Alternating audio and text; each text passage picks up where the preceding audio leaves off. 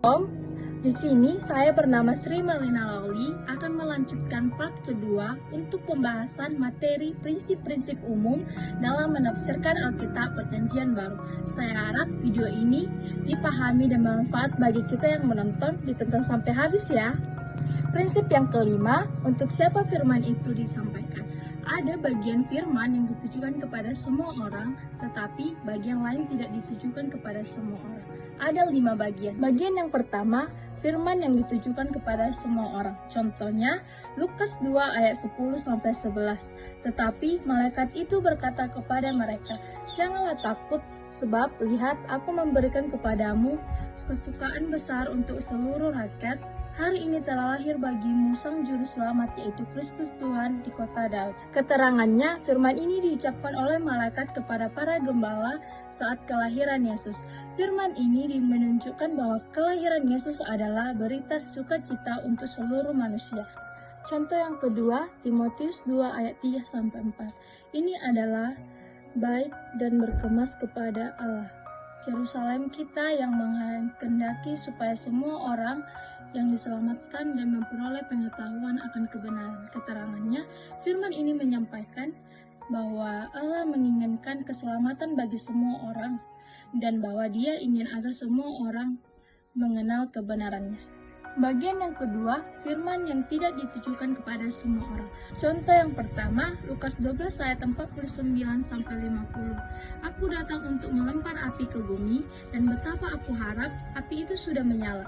Tetapi aku harus menerima baptisan, dan betapa susahnya hatiku sebelum hal itu terlaksana. Keterangannya, Yesus mengungkapkan bahwa misinya untuk membawa pembaharuan penderitaan. Firman ini lebih ditujukan kepada murid-muridnya dan memberitahu mereka bahwa mengikutnya akan melibatkan tantangan dan pengorbanan. Contoh yang kedua, Matius 13 ayat 10-11. Maka datanglah murid-muridnya dan berkata kepadanya, "Mengapa engkau berkata-kata kepada mereka dalam perumpamaan?" Jawab Yesus, "Kepadamu diberi karunia untuk mengetahui rahasia kerajaan surga, tetapi kepada mereka tidak diberikan." Keterangannya, Yesus mengatakan bahwa hanya murid-muridnya yang diberikan pemahaman khusus mengenai kerajaan Allah. Bagi orang-orang yang tidak mengikutnya, pesannya disampaikan dalam bentuk perumpamaan yang sulit dipahami. Bagian yang ketiga, firman yang hanya untuk orang percaya. Contoh yang pertama, Yohanes 14 ayat 13-14. "Dan apa saja yang kamu minta dalam namaku, akan aku melakukannya, supaya Bapa dipermuliakan di dalam nama Anak. Jika kamu meminta sesuatu kepadaku dalam namaku, aku akan melakukannya." Keterangannya, Yesus memberi janji kepada semua orang percaya bahwa apapun yang mereka minta dalam namanya akan diberikan.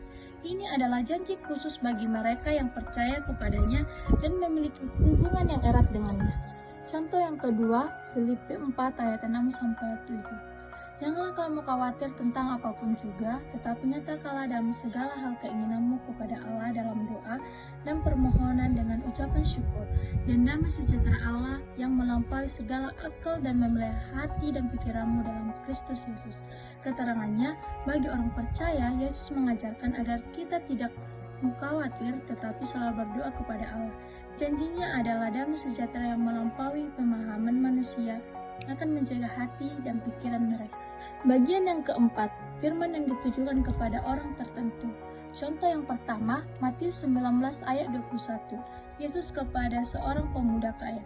Yesus berkata kepadanya, "Jika engkau ingin menjadi sempurna, pergilah, jualah hartamu dan berikanlah kepada orang miskin, maka engkau akan mempunyai harta di sorga. Kemudian datanglah dan ikutlah aku." Keterangannya, Yesus mengajak seorang pemuda kaya untuk menjual hartanya dan mengikutnya. Firman ini khusus ditujukan kepada orang tertentu yang ingin mengikuti Yesus tetapi terikat oleh kekayaan. Contoh yang kedua, 4 ayat 19. Yesus kepada Simon dan Andreas. Ia berkata kepada mereka, "Ikutlah aku dan kamu akan kujadikan penjala manusia." Keterangan, Yesus memanggil Simon dan Andreas untuk menjadi muridnya dan mengikutinya. Firman ini ditujukan kepada mereka berdua yang menjadi bagian dari 12 rasul pertama yang dipanggil oleh Yesus. Bagian yang kelima, firman yang hanya untuk individu tertentu dan berlaku saat itu saja. Contoh yang pertama, Matius 10 ayat 5-6. Yesus kepada murid-muridnya. Ke-12 murid itu diutus oleh Yesus dan ia berpesan kepada mereka. Katanya, "Janganlah kamu pergi ke tengah-tengah bangsa-bangsa lain atau masuk ke dalam kota orang Samaria, melainkan pergilah kepada domba-domba yang hilang dari umat Israel." Keterangan, Yesus mengutus murid-muridnya untuk memberitakan Injil hanya kepada orang Israel pada saat itu, bukan kepada bangsa-bangsa lain atau orang lain, atau orang Samaria. Ini adalah perintah khusus yang berlaku pada murid-murid Yesus pada saat itu sebelum penginjilan kepada bangsa lain diperluas. Contoh yang kedua, Yohanes 14 ayat 13-14. Yesus kepada murid-muridnya, "Dan apa saja yang kamu minta dalam namaku, aku akan melakukannya, supaya Bapa dipermuliakan di dalam Anak. Jika kamu minta sesuatu kepadaku dalam namaku, aku akan melakukannya." Keterangan, Yesus memberi janji bahwa apapun yang diminta oleh murid-muridnya dalam namanya akan diberikan. Firman ini ditujukan kepada murid-muridnya saat itu dan berlaku untuk mereka yang mengikutnya dengan penuh iman. Ini tidak berlaku untuk semua orang secara umum, melainkan bagi mereka yang percaya dan hidup sesuai dengan kehendaknya. Prinsip yang keenam, membedakan sudut pandang Allah dan sudut pandang manusia. Memahami Alkitab tidak lepas dari Allah itu sendiri. Meski unsur-unsur manusia juga harus diperhatikan seperti budaya, bahasa, pemerintahan, ekonomi, dan lain-lain.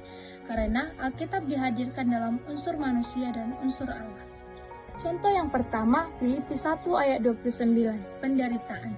"Sebab kepada kamu dikaruniakan bukan saja untuk percaya kepada Kristus, melainkan juga untuk menderita untuk Dia." Sudut pandang Allah, penderitaan menjadi bagian dari panggilan kepada orang percaya dan sarana untuk memuliakan Allah.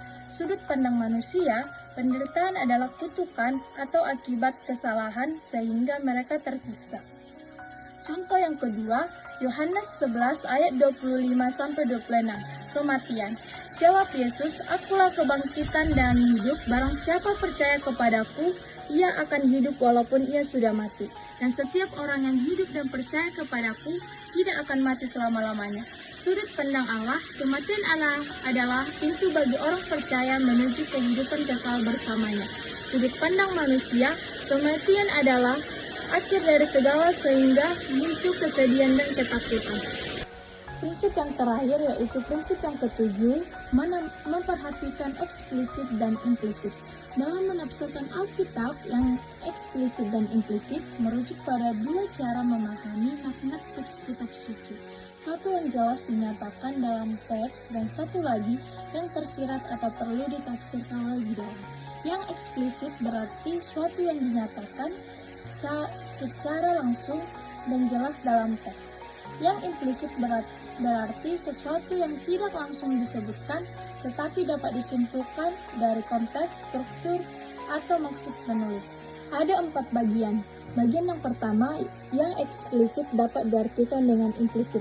Contoh yang pertama, eksplisit Yohanes 11 ayat 35, "Maka menangislah Yesus." Implisitnya, Yesus menangis bukan karena kelemahan, tetapi menunjukkan bahwa ia turut merasakan kesedihan manusia, membuktikan sisi kemanusiaannya dan empatinya kepada penderitaan. Contoh yang kedua, eksplisit Matius 28 ayat 19, "Karena itu pergilah jadikanlah semua bangsa muridku."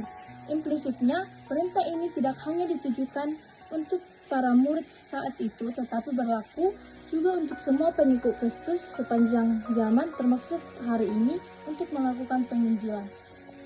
Bagian yang kedua, banyak hal harus dipahami secara implisit. Contoh yang pertama, larangan pacaran tidak tertulis eksplisit di dalam Alkitab, tetapi secara implisit, 2 Yohanes 2 ayat 22, "Jauhilah nafsu orang muda." Dan 1 Korintus 6 ayat 18, "Larilah dari pencabulan," mengarahkan untuk menjaga kekudusan dalam relasi pria dan wanita. Contoh yang kedua, Alkitab tidak menyebut korupsi secara eksplisit, tetapi secara implisit. Yesaya 1 ayat 23 dan Mika 3 ayat 11 mengecam pemimpin yang menerima suap dan menyalahgunakan kekuasaan. Bagian yang ketiga, pemberian makna implisit yang benar kepada yang eksplisit. Contoh pertama, Eksplisit Roma 6 ayat 23, sebab upah dosa adalah maut. Implisitnya, jika seseorang hidup dalam dosa dan tidak bertobat, maka konsekuensinya adalah kematian kekal. Sebaliknya, jika ia bertobat, maka ia menerima anugerah keselamatan. Contoh yang kedua, eksplisit Matius 6 ayat 33. Tetapi carilah dahulu kerajaan Allah dan kebenarannya. Implisitnya, Tuhan menuntun prioritas dan hidup orang percaya. Jika Allah dijadikan yang utama, maka kebutuhan lainnya akan dicukupi olehnya. Bagian yang keempat, pemberian makna implisit yang salah kepada eksplisit. Contoh pertama, eksplisit Yohanes 2 ayat 1-11, Yesus mengubah air menjadi anggur. Implisit yang salah, beberapa orang menyimpulkan bahwa Yesus mendukung minum-minuman keras. Padahal konteks budaya dan kualitas anggur zaman itu berbeda, dan tujuan mukjizat adalah untuk menunjukkan kemuliaannya, bukan membenarkan mabuk. Contoh yang kedua, eksplisit Matius 5 ayat 39, jika seseorang menampar pipi kananmu, berilah juga kepadanya pipi kirimu. Implisit yang salah menyimpulkan bahwa orang Kristen harus pasif dan tidak boleh membela diri sama sekali. Padahal Yesus mengajarkan kasih dan pengendali, carilah dahulu kerajaan Allah dan kebenarannya. Implisitnya, Tuhan menuntun prioritas dan hidup orang percaya. Jika Allah dijadikan yang utama, maka kebutuhan lainnya akan dicukupi olehnya. Bagian yang keempat, pemberian makna implisit yang salah kepada eksplisit. Contoh pertama, eksplisit Yohanes 2 ayat 1-11, Yesus mengubah air menjadi anggur. Implisit yang salah, beberapa orang menyimpulkan bahwa Yesus mendukung minum-minuman keras. Padahal konteks budaya dan kualitas anggur zaman itu berbeda, dan tujuan mukjizat adalah untuk menunjukkan kemuliaannya, bukan membenarkan mabuk. Contoh yang kedua, eksplisit Matius 5 ayat 39, jika seseorang menampar pipi kananmu, berilah juga kepadanya pipi kirimu. Implisit yang salah menyimpulkan bahwa orang Kristen harus pasif dan tidak boleh membela diri sama sekali. Padahal Yesus mengajarkan kasih dan pengendalian diri, bukan menjadi korban kekerasan tanpa perlindungan. Demikianlah penjelasan saya terhadap prinsip umum penafsiran hermeneutika dalam Perjanjian Baru. Semoga bermanfaat bagi kita semua dalam menafsirkan Alkitab dengan baik dan benar. Terima kasih. Shalom.